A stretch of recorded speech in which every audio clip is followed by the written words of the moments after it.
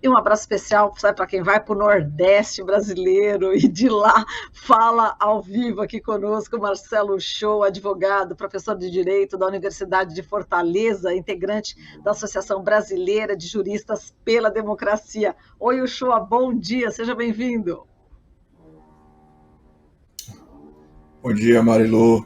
Felicidade grande. Para quem não tá, olha, ele já começa já quebrando tudo, né, o show. Ele, para quem está no rádio, não está vendo, o show mostra de novo a camiseta, vai, o show para Que gente. Ele maravilha. está usando a camiseta do Lula, não é? 2022, está aqui, uma camiseta branca com inscrições, pelo menos eu estou vendo em laranja aqui, e tem mais coisa aí, olha só, tem um bonequinho do Lula também. Quer dizer, chegou o dia. Diga lá, o show é um boneco aí do Lula, né? Eu já queria que dormi com ele. Você dormiu com ele, tá Dormi certo. com ele. Vamos fazer Marilu, análise alegria. já. É uma alegria, Uma né? O alegria, uma show, alegria diga lá. grande. A gente esperava por isso há muito tempo.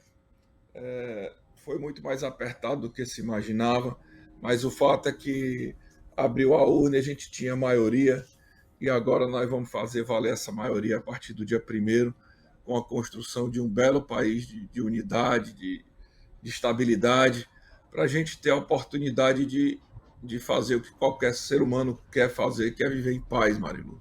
O governo Bolsonaro é uma tragédia que nos adoece a cada dia, desde o primeiro dia de mandato, uma notícia ruim, uma ameaça, uma promessa de perseguição, e você toma conhecimento de uma estrutura do Estado que foi aparelhada, ou do desenvolvimento que deixou de ser feito, um retrocesso social, uma afronta, uma agressão verbal, um palavrão.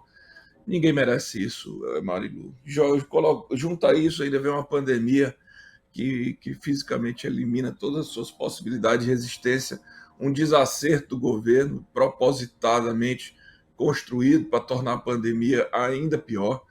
Então isso aí precisava acabar. Eu não sei como é que, por muitos fatores que precisam ser compreendidos para que não se repitam, ele conseguiu uma votação muito forte, acabou fazendo alguns parlamentares importantes em determinados estados do país, né? Fez o governador de São Paulo, mas eu acho que a melhor pessoa para administrar esse cenário é o próprio Lula. É mais maduro, é mais experiente. Ontem mesmo você viu as inúmeras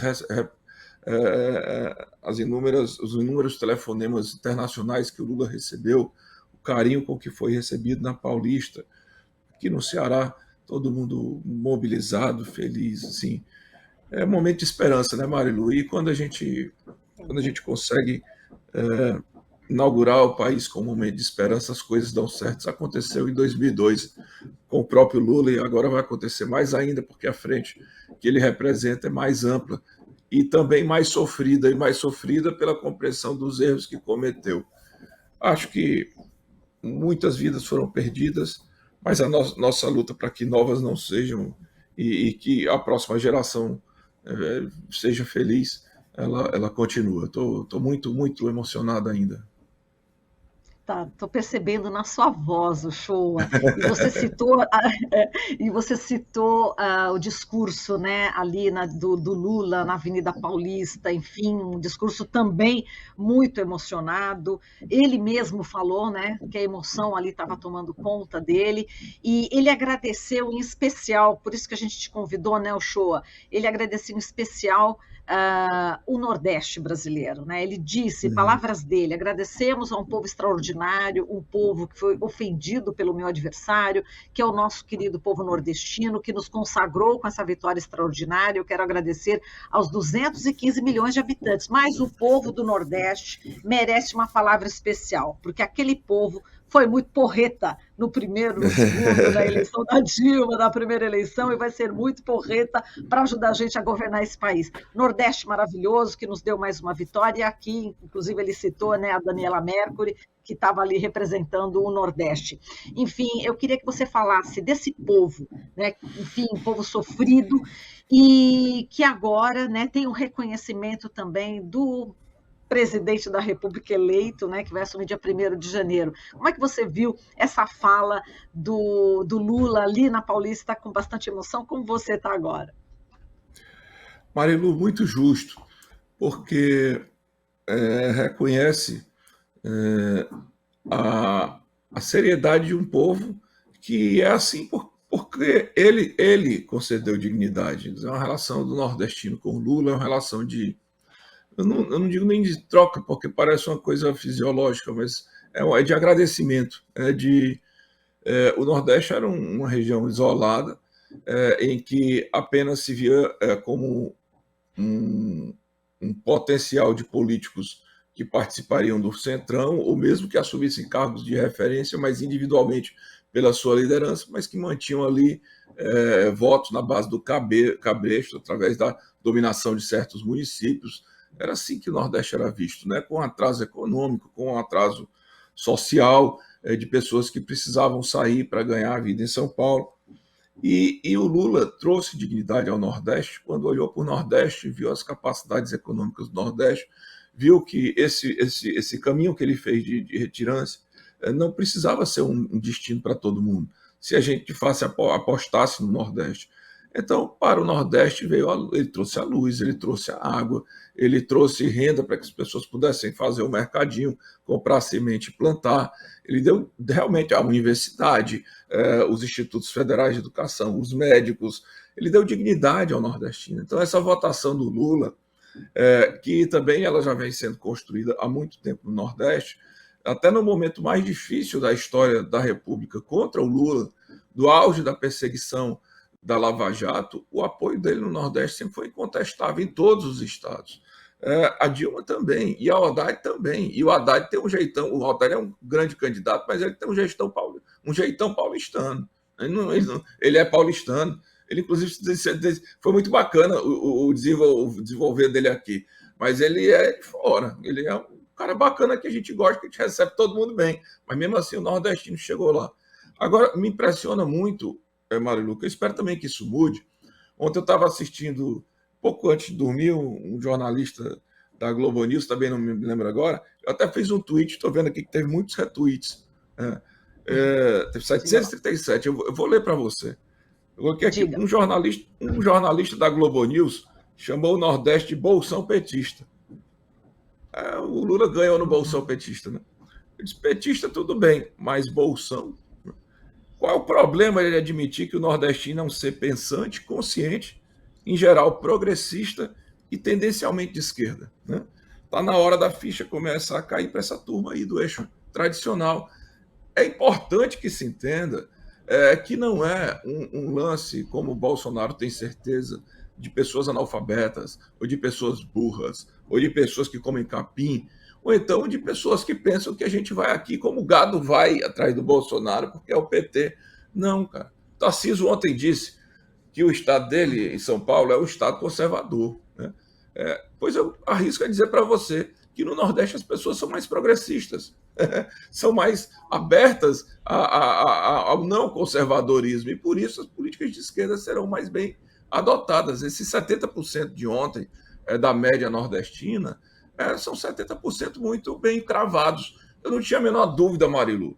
Eu fui para a mídia ontem para dizer para a turma, claramente, olha, se vocês estão pensando que as operações da Polícia Rodoviária Federal serão as operações que irão impedir o voto nordestino, vocês estão enganados.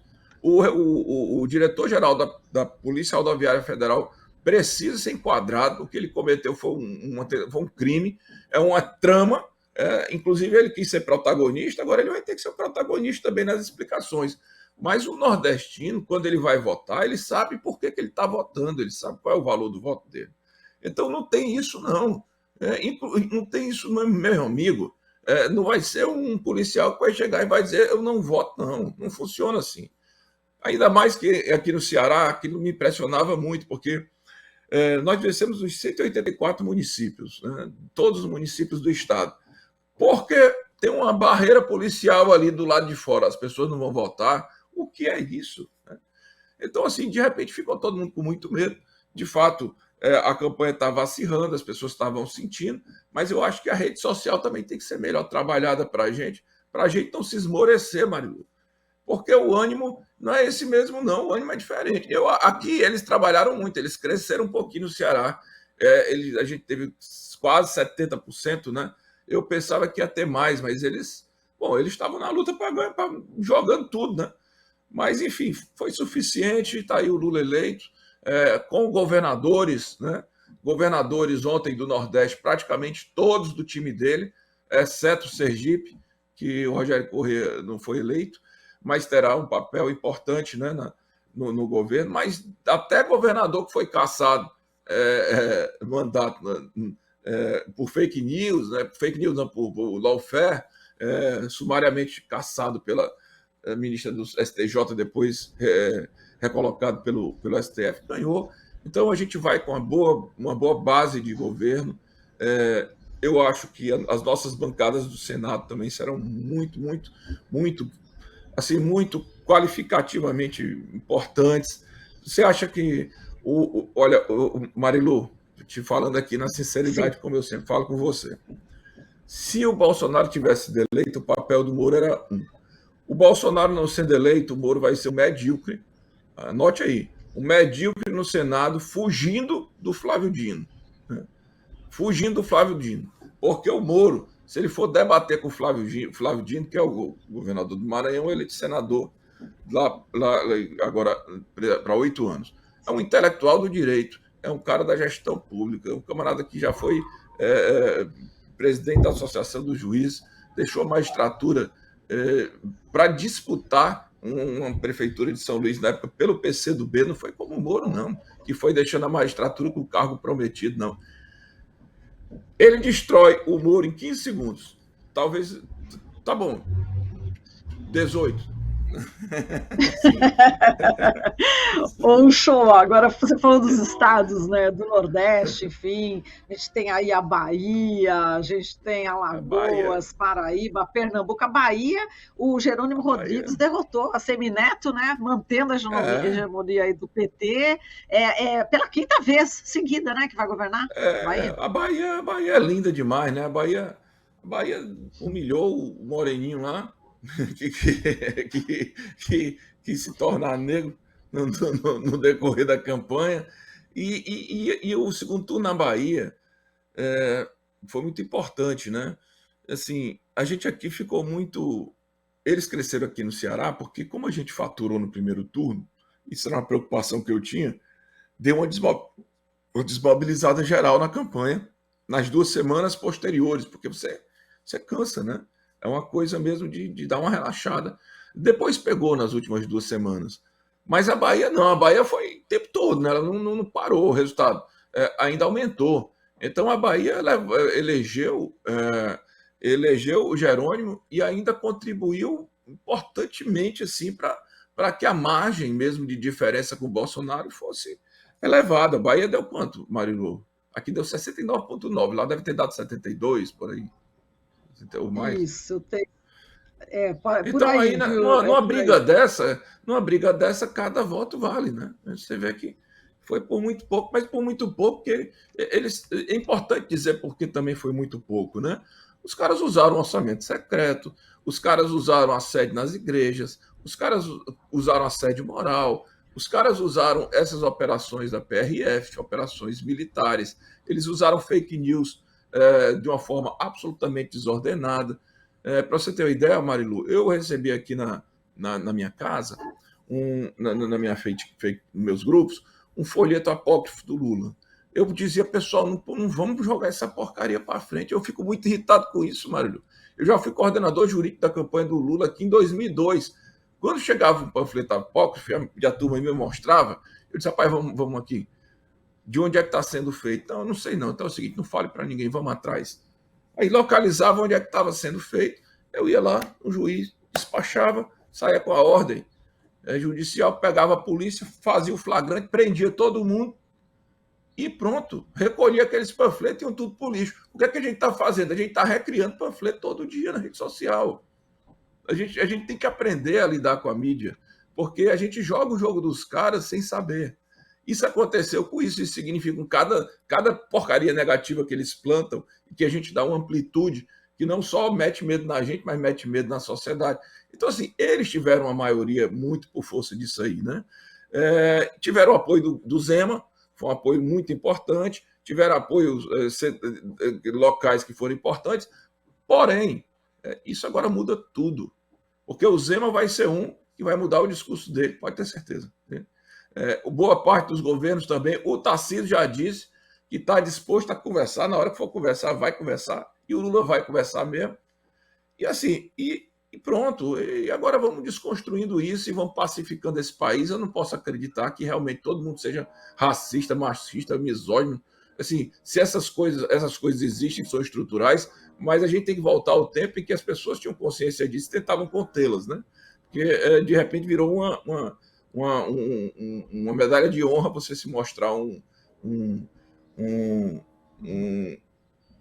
cara que acha bonito, pinta o clima com violência com criança e adolescente. Não, a ter vergonha dessas coisas, a estudar que isso é errado, estudar, poxa, memória, verdade, justiça, para não ter mais essa história de ditadura. Quer dizer, nós temos um tempo aí para costurar esse resgate, eu acho. E vamos fazer. Estou muito feliz. E só para a gente terminar nesse último minutinho final aqui, o show, bom, falando aqui do resultado aqui do Jerônimo, a gente teve aí 52% contra 47%, só para acrescentar. Mas vamos falar sobre, já que você é da BJD, né, a gente teve a fala do presidente eleito, Lula, de que está na hora da gente baixar as armas. Né? E a gente teve episódios, pelo menos 3 episódios, né, com o Roberto Jefferson, com a Carla Zambelli e o tiroteio ali em Paraisópolis em relação à campanha do Tarcísio ao governo do estado de São Paulo. E agora também tivemos, não com armas, com essa violência de ontem, né, da Polícia Rodoviária Federal, em relação aos eleitores aí do Nordeste brasileiro. Enfim, está na hora de baixar as armas. Como é que você vê também a sequência, né, de todos esses casos, a investigação? O que você espera, hein, João?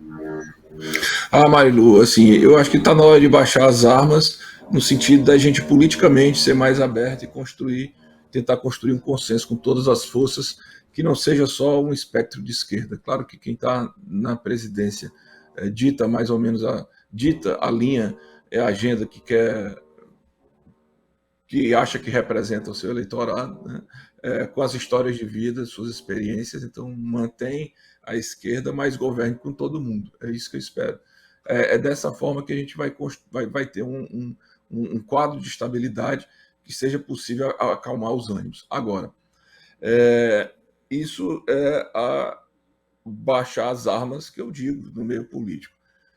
A questão da PRF precisa ser investigada e esse cidadão precisa responder pelo protagonismo que ele quis ter, né? Quem ele acha para ser um diretor-geral que põe uma polícia inteira do país para dificultar o acesso do brasileiro e da brasileira ao voto. Se ele achar que isso não é antidemocrático, isso não é um crime, que inclusive contrariando a decisão da Justiça Eleitoral, se ele acha normal, a Justiça vai dizer se é normal. Eu, da minha parte, eu acho criminosa. E eu acho que ninguém vai ter que baixar arma com coisa nenhuma. Não é questão de arma, não. Ele tem um problema agora judicial para resolver. Vai ser levado a ele e ele vai responder na Justiça. O Lula disse que abriu o sigilo do Bolsonaro. Precisamos saber o que é que aconteceu ali. Se tiver que ser investigado, tem que ser investigado. E o que é que o Lula tem que fazer? Dar espaço para que as instituições funcionem e investiguem o que tem que ser investigado, porque, afinal de contas, eu estava lá tomando uísque, regando festa em Manaus, enquanto o povo estava morrendo asfixiado, foi esse pessoal aí. São 700 mil vítimas de Covid, dizem que um terço poderiam não ter sido mortas. Então, isso é responsabilizado, não é coisa do Lula, é coisa com a Justiça. Né? Então, assim, impedir a investigação, aí é uma conversa que aí não vai poder ter, sabe? Já tem que chamar o Aras, meu amigo, está chegando aqui o final do seu mandato, né? Como é que vai ser daqui para frente? Porque está funcionando não o Ministério Público. Ou então, também o Lula não precisa fazer isso não, o senhor Aras fique bem, continue agindo assim, que a pressão social será bem mais elevada agora. Pode ter certeza, Marilu, que a BJD fará esse papel. A BJD, prerrogativas, nós não vamos deixar que essas pessoas sejam cúmplices da continuidade do descumprimento da Constituição. Agora, para fazer justiça, porque eu falei que houve muita fraude na eleição, eu queria fazer justiça aqui à Justiça Eleitoral, ao papel do Alexandre de Moraes, porque houve fraude, mas toda vida que a denúncia chegou lá, na frente dele, ele foi implacável, né? É mesmo essa notícia da PRF, chegou lá meio-dia, 1 hora estava suspenso já, e 2 horas o sujeito estava na frente dele se explicando. Então, por que não foi antes? Porque chegou lá meio-dia. O metrô de Belo Horizonte chegou, saiu a decisão, passou a funcionar. Então, na medida do possível, ele fez com que a maioria da vontade do povo brasileiro, né, fosse repercutisse, porque a justiça foi diligente com as fake news nos programas de governo, com as fake news nos perfis falsos, com as fake news em redes de televisão. Eu acho que dessa vez a Justiça Eleitoral tentou agir, e muito mais dificilmente do que nas vezes anteriores, porque fake news, você sabe, a velocidade dela é muito grande, você está sempre um pé atrás, mas ele também teve aquela resolução, né? Poder barrar imediatamente e aquilo se repercutir para outros. Quer dizer, é uma tentativa de não perder pelo tempo, né? Olha, muito parabéns para o ministro Alexandre de Moraes e para a Justiça Eleitoral. Me deu até a alegria de ser da área jurídica e a esperança, né, Marilu? Quando eu digo assim, agora nós temos esperança, é isso. Tá certo, show. A gente agradece muito aqui a tua participação. Forte abraço para você. E a gente vai ter que falar muito ainda nos próximos dias e nesses 2 meses, né, que antecedem aí a posse, viu, show? Muitíssimo obrigada. Um beijo para você especial. Eu que agradeço, Marilu, dá um abraço no Glauco, na Ana Rama, todo mundo, viu? Olha, na Terlânia. Eu estou aqui, desculpa, minha imagem, não estou sentindo que está boa na internet, mas ainda vou tentar resolver isso. Importante a alegria, a felicidade, nós estamos parabéns, porque nós vencemos com o nosso Lula. Maravilha. Tá certo, é isso aí. Um beijo, querido. A gente falou aqui com o Marcelo Show, advogado, professor de Direito da Universidade de Fortaleza, integrante da Associação Brasileira de Juristas pela Democracia, BJD, Núcleo Ceará. Estamos apresentando Jornal Brasil Atual. As notícias que os outros não dão.